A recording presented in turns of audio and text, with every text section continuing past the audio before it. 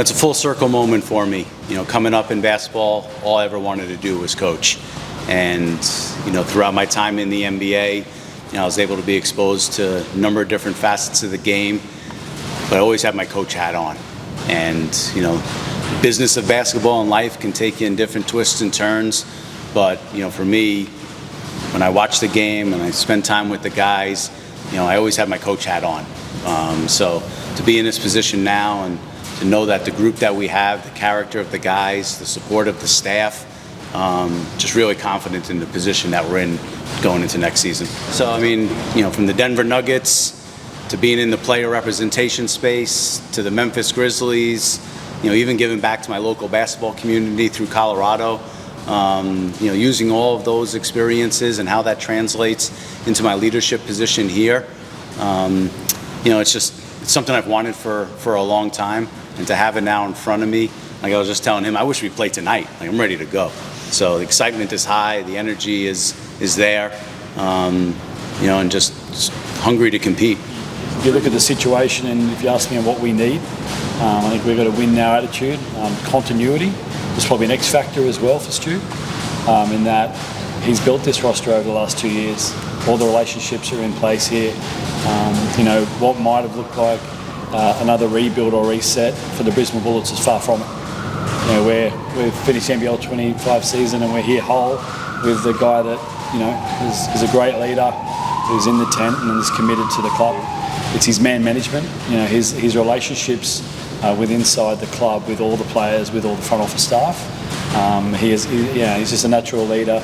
I think I've had the benefit of working with him, certainly in our performance and our performance meetings, and there's no doubt his basketball IQ and his basketball pedigree was elite, and he's the man in most of our meetings. So there was a number of things I think were in Stu's favour at the end of the day.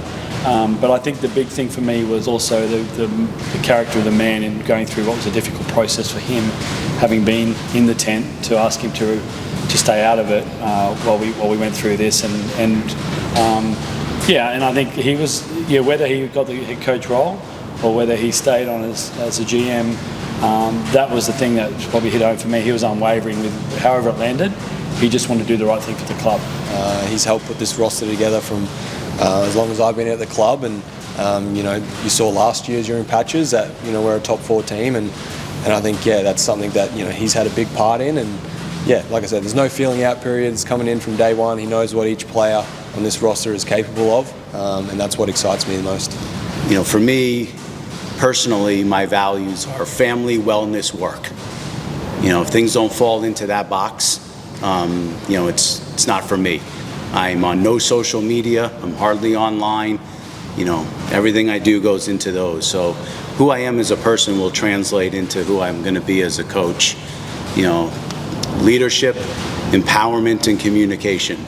So my leadership with the playing group, empowering our coaching staff. I think we have 2 of the best assistant coaches in the league, in Greg Vanderjack and Darryl McDonald. They're going to be instrumental in my transition to this period. That leans into that continuity. And then the communication through Malcolm and our front office, and just understanding how important this role is for our community, for the city of Brisbane, the region of Queensland. It's everything. I'm not going to comment on any specific individual players, but we want to get better. There's some areas that we need to shore up in the front court, probably is the priority. And then we have some conversations around James and Keandre. There's mutual interest, in looking at bringing those guys back. We're in a nice position where we have 5 guys under contract, so our core is intact. So now it's just about shoring up the edges, and then, there's still a major move to be made kind of in that backcourt area. I think anyone that's been following the Bullets over the last 12 months can see that our ownership is serious. The investment we put into the facility, the move back to the entertainment centre, and it all goes hand in hand. I think our ownership makes, they make smart investments, and the time's right for us at the moment. We're taking this free agency pretty seriously. Sure. Well, piggybacking off of what Mitch said, defensively, we need to make some changes. We will be a tough, physical, disruptive team next season. That's where it starts. And if you can play like that, the offense will take care of itself.